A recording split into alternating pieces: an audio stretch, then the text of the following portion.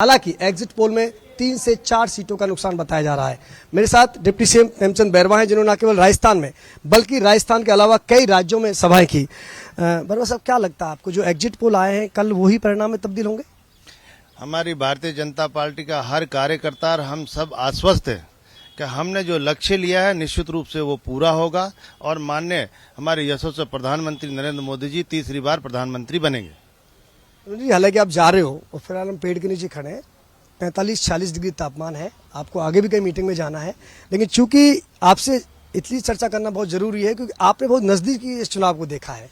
Narrative बनाने का प्रयास किया गया विपक्ष की संविधान बदल दिया जाएगा, नैरेटिव बनाने का प्रयास किया कि SC/ST का आरक्षण खत्म कर दिया जाएगा, तो क्या इनका कोई असर रहा?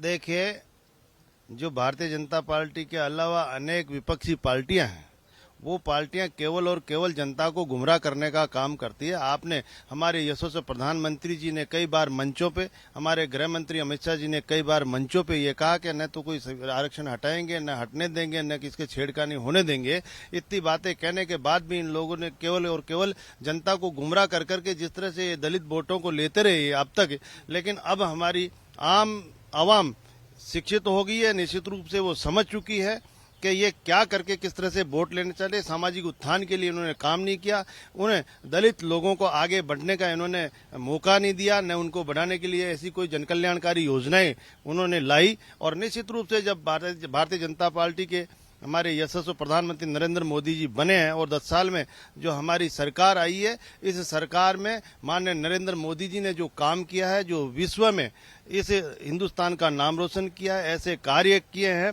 जो हमारी पीढ़ियां जिनके सोचा करती थी कब होंगे, वो करके दिखाए हैं। और निश्चित रूप से उनके कार्यकाल में एक भी मंत्री कोई भ्रष्टाचार में नहीं गया और केवल इन पार्टियों में केवल परिवारवाद, वंशवाद और भ्रष्टाचार में लिप्त रही है। आप इनके इतिहास उठा के देख लो, इन्हीं कामों में ये पार्टियां रही है। जो जिस सरकार के पास कोई विजन नहीं हो, कोई सोच नहीं हो राष्ट्र हित और राष्ट्र निर्माण के लिए, वो पार्टियां ऐसे ही गुमराह करेंगी। लेकिन अब वोट और आम आवाम समझदार होगी, निश्चित रूप से भारतीय जनता पार्टी को मत एवं समर्थन दी है और भारतीय जनता पार्टी की सरकार बन रही है और माननीय नरेंद्र मोदी जी तीसरी बार प्रधानमंत्री बन रहे हैं।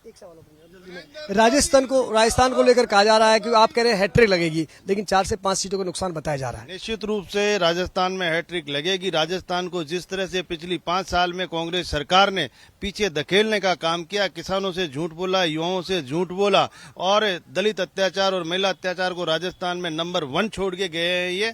इसलिए इनका केवल और केवल कारनामा कुर्सी का खेल खेलते रहे हैं। इन्होंने कोई इसे राजस्थान के उत्थान के लिए किया नहीं, राजस्थान को पीछे धकेलने का काम किया है। इसलिए उन्होंने अभी 5 महीने पहले जो भारी मैंडेट भारतीय जनता पार्टी को मिला है और डबल इंजन की सरकार बनी है, आपने देखा होगा, निश्चित रूप से वैसा ही भारतीय जनता पार्टी के जो मतदाता कार्यकर्ता बिल्कुल उत्सुक है और बिल्कुल आश्वस्त है कि भारतीय जनता पार्टी की राजस्थान में 25 की 25 सीटें आने वाली है। धन्यवाद।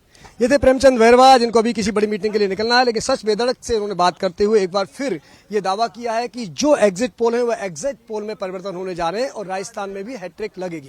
वीडियो जर्नलिस्ट जमाल खान के साथ लाल सिंह फौजदार, सच बेधड़क, जयपुर।